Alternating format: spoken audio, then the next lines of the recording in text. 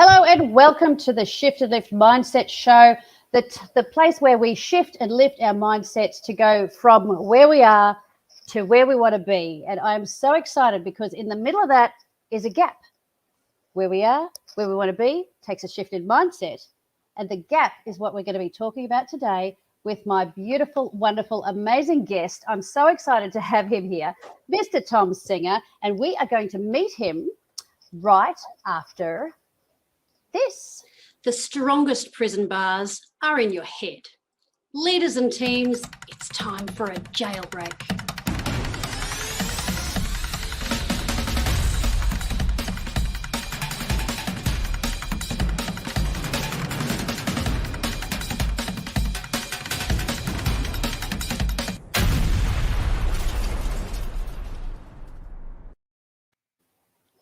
Thom Singer, welcome to the program. Hey, Trish, how are you? I'm fabulous. I'm thrilled to be having you here, and especially since my studio got somewhat flooded. And you know what? I'm not going to pretend that everything's sort of perfect in my world. I'm going to show the viewers this is my studio. Normally has carpet on the floor. Normally has lots of things going, but we had to clean it up from all the water. But the show must go on, and my wonderful guest Thom Singer has said, I'll just show whatever you want me, whatever we need to do. That's what we're going to do. That's how gracious he is. And that kind of flexibility is what helps us actually to move on and close that gap between potential and results. Thom, tell me about, you're a motivational speaker, but I know that seems, it's a general term, but you do so much more than motivate. You actually give people those tools where they have the motivation to actually do something. But you talk about how to actually get those achieved instead of just, it's not just the rah-rah stuff, is it? No, about 5 years ago, I noticed that I was sort of stuck and I knew I had more potential in my career. And I knew I hadn't played out everything I was doing as a professional speaker and trainer. And yet I sort of was stuck and I believed I had more potential. And the more I talked to people about this in all industries, a lot of people pointed out that they felt they could be doing more. And that somehow there was this gap that existed between where they were, the potential they had, and the results that they wanted to seek. So I did a survey. I surveyed over 1,000 people about how they felt about what they really could accomplish if they could just get unstuck, and what they really, where they wanted to be. And I started to see a bunch of things that were in common. And I saw a bunch of things that were going on in myself. And so I've been working hard ever since to build the bridge across that gap from potential to results. I call it the paradox of potential, because we get really excited about potential. We hire Becky into our company and we think, oh, she's so great. She has so much potential. And 2 years later, we're transitioning her out of the company. Well, how come? If she had potential, why didn't she succeed? And there's a whole bunch of reasons for that. Right. It reminds me of the school reports where it would be, Trish has so much potential. If only she would stop chattering in class to her friends. You know? I think that's pretty common for those of us who work as speakers and podcast hosts. I think all of us got that letter from the second grade teacher that said, talks too much in class. That's the one. Thank goodness for show and tell. It was my outlet. But really, the getting stuck part, we all have reasons, excuses, time frames, and some of them are genuine. We have responsibilities and so on. But what are the most common things that keep people stuck, Thom? I wonder if I'm normal. Sure. No, you're normal. So the survey I did had a lot of different things, but it boiled down to sort of 10 results. And the number one thing that was holding people back was fear. And I thought at first that this was fear of failure, but it turns out there was a lot of layers to fear, including fear of success. I interviewed one woman who was scared of accomplishing more because she was afraid she would outpace all of her friends and family and be sort of alone out there. So there's lots of things. So the number one is fear. The number two one was sort of a lack of focus. Number three was people were worried what people were going to think if they tried too hard, or were they going to be seen as the teacher's pet if they worked that hard? And we could go down the list. One of them, though, was not really having goals, not really knowing what they were trying to accomplish. They knew they could accomplish more, but they didn't really have anything they were working towards, so they weren't doing the work. So there was a whole bunch of things like that were holding people back. I wonder, tell me, some people seem to have a personality type that is particularly driven. Do you think they have an edge, or do you think, or would they have other issues that might handicap them or hinder their progress? Because I think these people that they, do and do and do and do, but and then you feel like maybe I'm just not that type of person.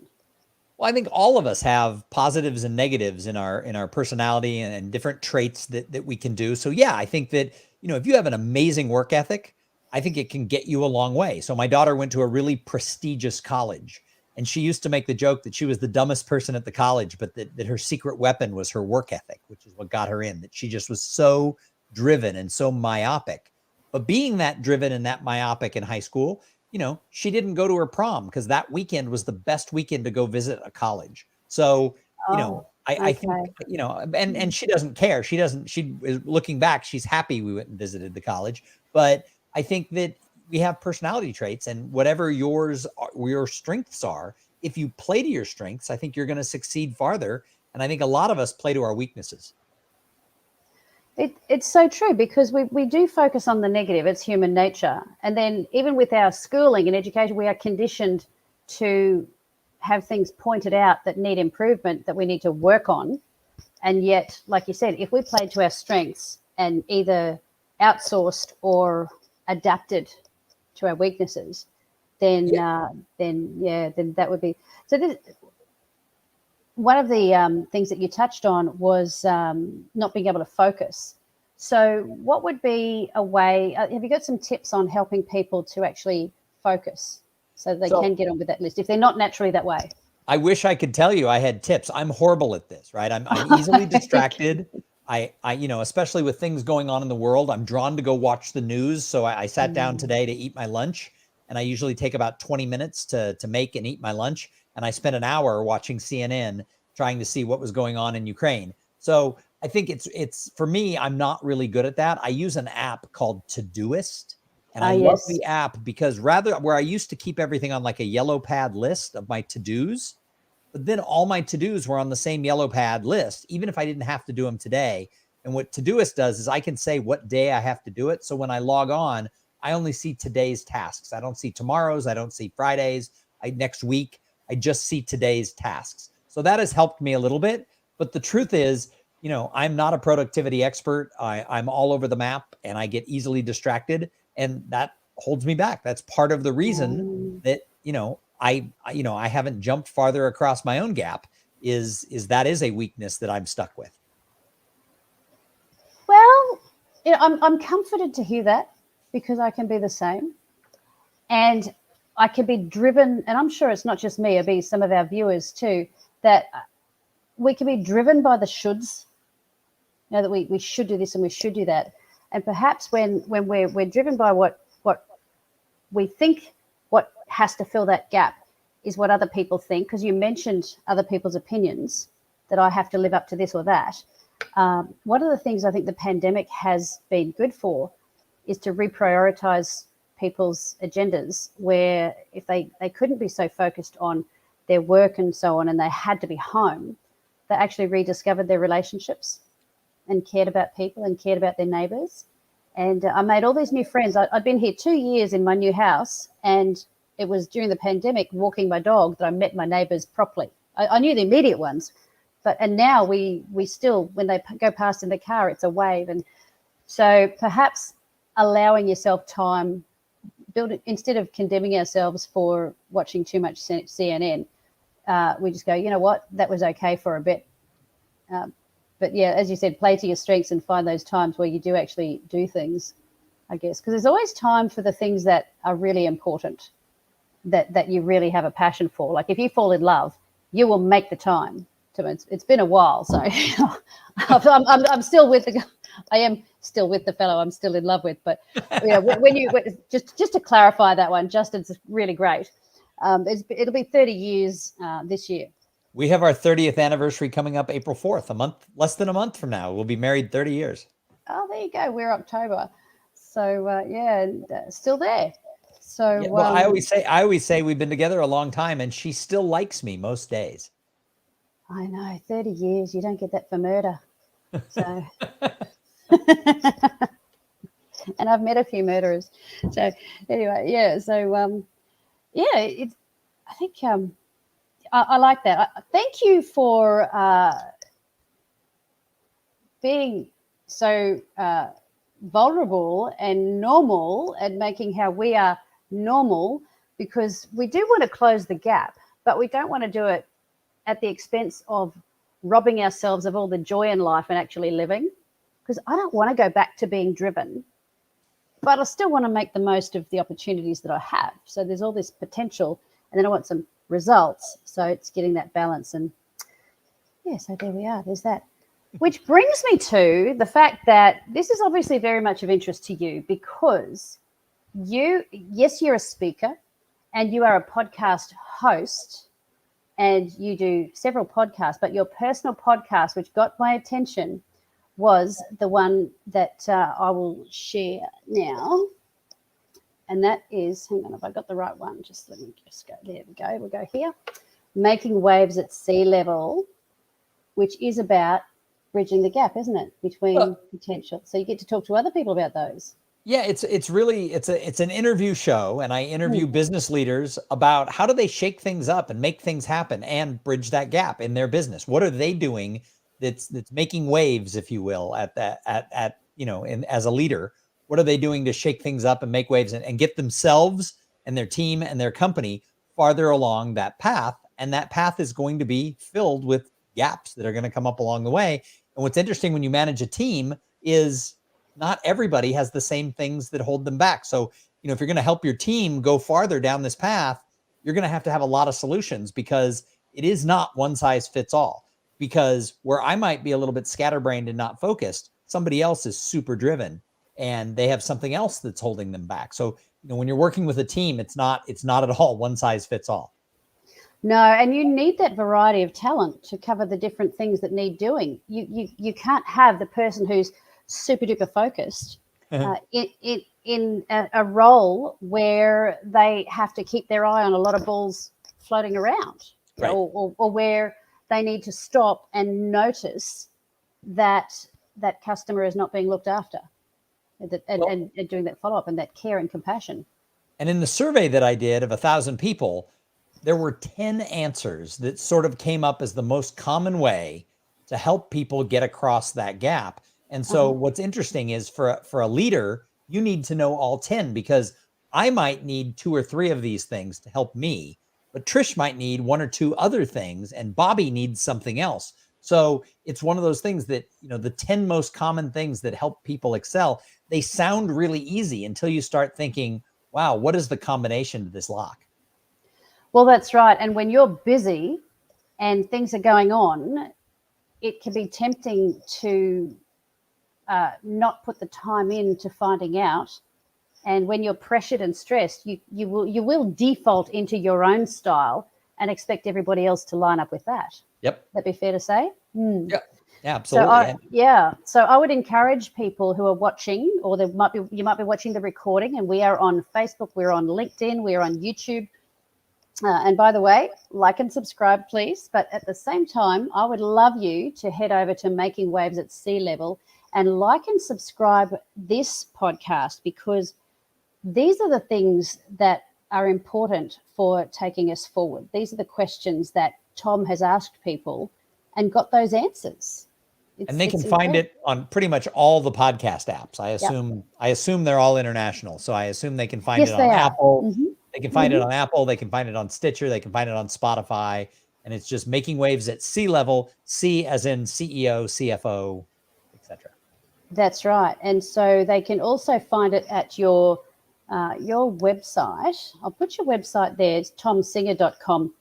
And it's just Thom Singer. If you look at the top, let me see, thomsinger.com/podcast.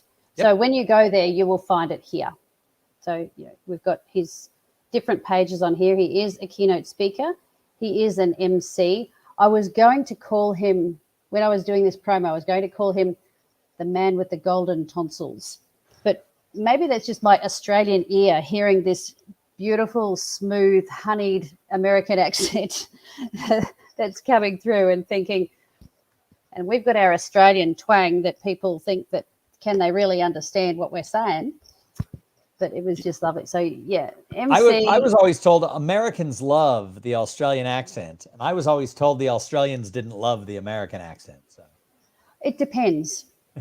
it just depends on the accent and probably what they're saying too, because one of the things that is very, and I'll get myself in trouble here. I was gonna say you're surprisingly un-American, Tom. I know to be called un-American is offensive, but because it's assumed that being very American is great all the time. But I love your humility, and I love how you talk about what's hard and what makes you vulnerable. And I've heard you on other broadcasts where you're not just boasting about your achievements all the time and telling. I'm going to get myself in trouble here. I know not all Americans are like that, but the ones that come over here can often be quite, self-congratulatory, and it's like, yeah, okay, get on with the substance, please. Well, Trish, I've been married 30 years. I'm used to being wrong. So, I'm sure my wife isn't going to listen to this. So sorry. no, but that's good. But this is the thing too, though. If you want to go from potential to results, it's all very well to pump yourself up with I'm great, I can do this. But you actually have to be a bit honest with what needs adjusting. So if you're not a good listener and you keep talking over the top of someone and interrupting and going, I know. No, that's to know and not to do, of course, is not to know. But you do need to have that honesty with yourself, not necessarily beating yourself up and I'm no good, but what do I need to work on? And almost see yourself as a third person. And that's what I found in my speaking business, is that it's so important to me that I see myself kind of like as a separate, like almost like a product where I have not just anybody, but people I trust. I say, if I've asked for feedback and they say, well, you do this with your voice when you do this. I go, do I? Yes, I do. Thank you. Instead of feeling hurt because someone's criticized me. Well, I think self-awareness is really important to being able to grow. And then I think having a thick skin, because people will critique you. If you put yourself out there as a speaker, as a broadcaster, there will be people who will come back and throw slings and arrows at you. And sometimes they're right. Sometimes you can learn from the critique that they give you. So you have to be open-minded to it. But sometimes sometimes their opinion is just their opinion. So you have to learn the difference between good advice and not good advice, which means you have to have self-awareness, and then you have to be thick-skinned, because if they say something nasty, you just have to let it go and realize that that's more about them than it is about me.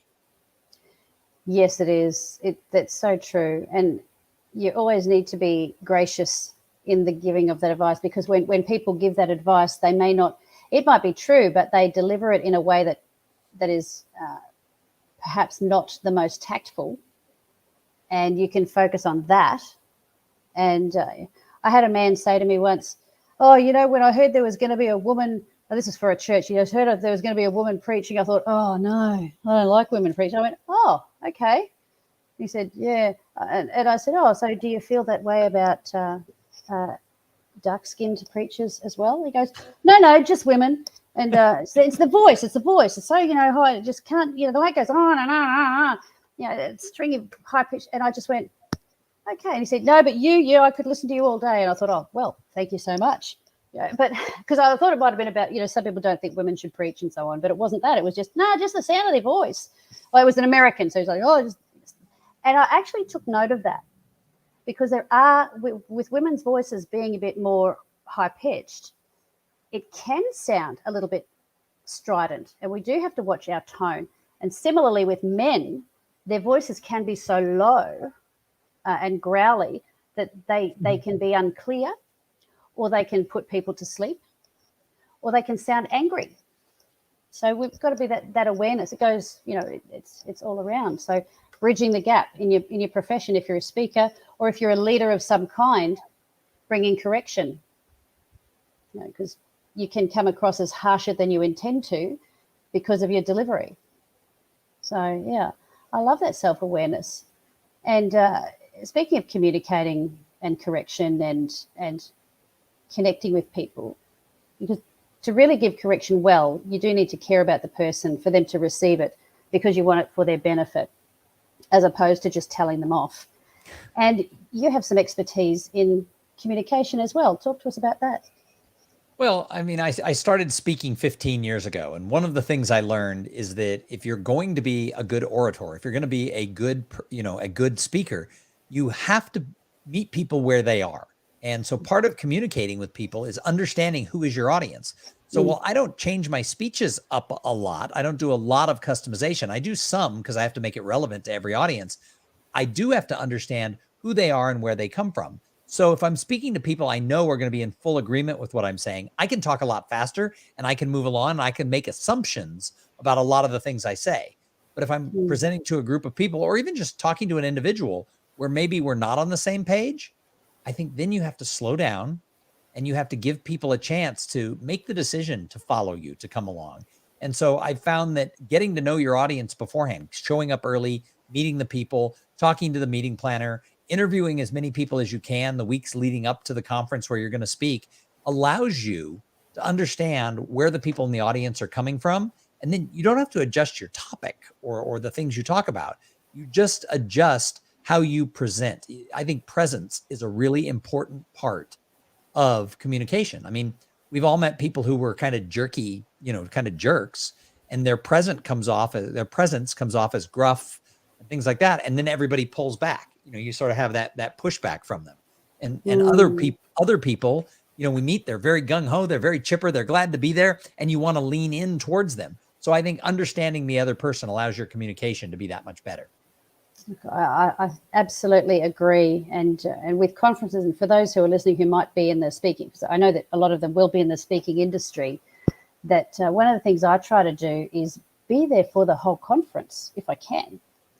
And I know some people, when they used to be so busy, they'd sort of fly in, drop their bomb and fly out again. But I've found that wherever possible, if I can be there at the start, and because I get to benefit from hearing other people, their expertise, but you get to network and get to know people and you get a feel for it. And then you can even reference things from the conference, and then they feel like you're one of them. So one of the smartest thing you can do as a speaker is at least the day of your conference or the end of the day before, if you're the first thing in the morning, is watch the speaker who comes directly before you. Now, if you're the opening keynote speaker, you don't have to do that. But I typically will go to the opening party the night before just so I can have that experience. But one of the worst things people do is they show up, they're the second speaker, they have no idea what was said because you might say something contradictory. Now, it's totally fine to contradict the speaker who came before you. If you have a different worldview, totally fine. But if you don't know they said it, then the audience is like, what? So I think, dropping in and speaking and dropping out, you're not doing a service to the audience. No, you're not. You're not making the most of it. Now, for people who are not necessarily speakers, but they might be leaders in their industry, what would a parallel to that be? If they're, sometimes they can be like in their ivory tower and shooting off directives.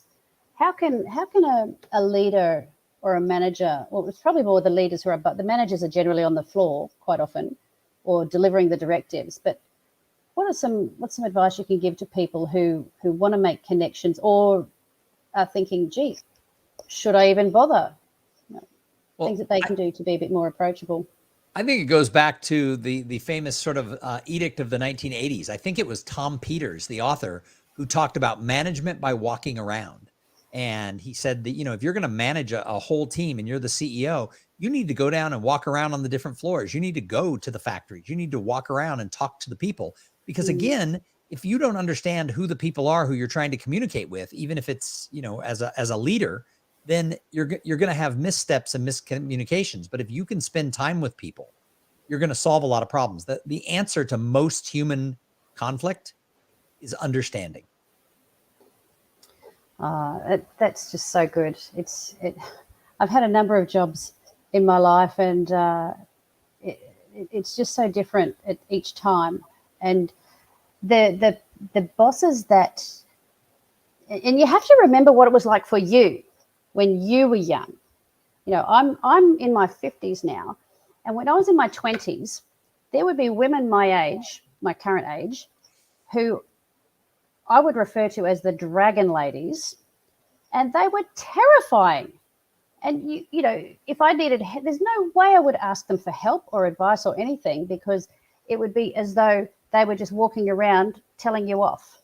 So pick this up, tidy that up, or no, you need to change this. And you can, well, I have it that way because, you know, and it was just so scary. And some of them are still like that, but they don't intimidate me now because you know, because now I teach leadership too. So it's like I actually address those issues. But isn't it funny? We play these roles, and that remembering that empathy. What was it like for you? What worked for you? Or what worked for someone else that was young when you were young? Crazy. I love that. Talk to me about where you're going in the future. We've got some time left. You are preparing to do more conferences. You have. I also before I forget, I would like to show people. This is your YouTube channel. Hang on, I'll just share screen. Thom's YouTube channel. So please stop by. It is youtube.com Thom Singer. So youtube.com it's Thom Singer. And he's got some I had to scroll through. And I stopped and I listened to some of these videos that I just thought, you know, about networking tips, young professionals, strategies, the conferences. These are really, really helpful, and they're not long. So these are great bite-sized videos that you can go through and get some help. This looks great, Thom. Well done. So there we go. I better subscribe there. In the last few months, one of the things that I've done is I've centered in on this whole piece around human connection, because here's the thing. We talk about how do you get across the gap from, you know, potential to results, this paradox of potential. And in my research, it was very fascinating because I've been teaching people sort of this human connection skill for a long time. The major keynote that I'm hired for, I have one on the paradox of potential, but the major thing I'm hired for is called Uncommon Connections, how to assemble a professional network that brings results. And so talking about this human side is really important. And everything of the solutions of how do you get across the gap, and there was a bunch of them, everything fell into 3 buckets. And one of the buckets was all about people. And I was really glad of that because that's what I've been studying and teaching for 15 years. And your network is really your secret weapon to achieving more. That's the people you're connected to. It's the people you used to work with. It's clients. It's potential clients. It's mentors you've had along the way. It's people who you mentor. All opportunities in life come from people.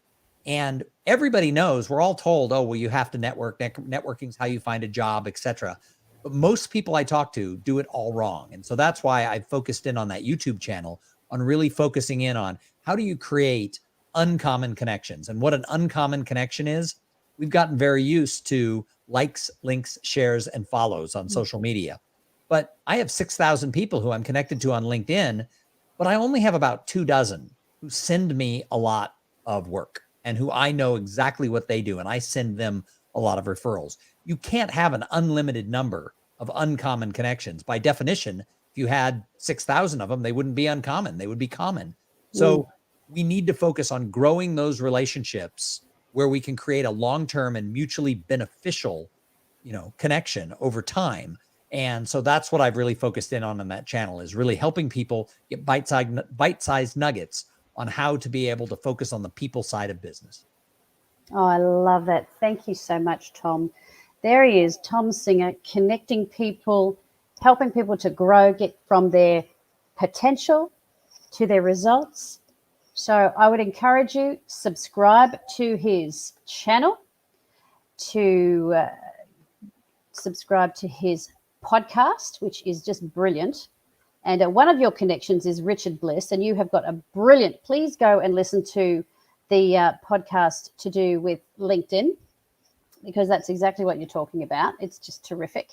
Well, so this Richard Bliss gentleman, I met him a couple of weeks ago, and we've probably had 5 or 6 phone calls since then. And he has figured out the algorithm to LinkedIn. And most of us, if you listen to this podcast interview, most of us are using LinkedIn all wrong. We're treating it like it's Facebook or like it's Instagram or TikTok or one of the other things. And here's the thing. Most people, when we think of social media companies and how they make their money, most of them make their money through advertising. So their purpose is a certain way. But Richard asked the question of how does LinkedIn make their money? And we all said advertising. And he said, no, it's people paying for the upgraded levels of LinkedIn. So their algorithm doesn't want you to post a lot. And when you post, it wants you to be providing value. So it dings you for things that are very social media spammy. And so people will post something on LinkedIn. They might have 6,000 followers, but only 400 people see it.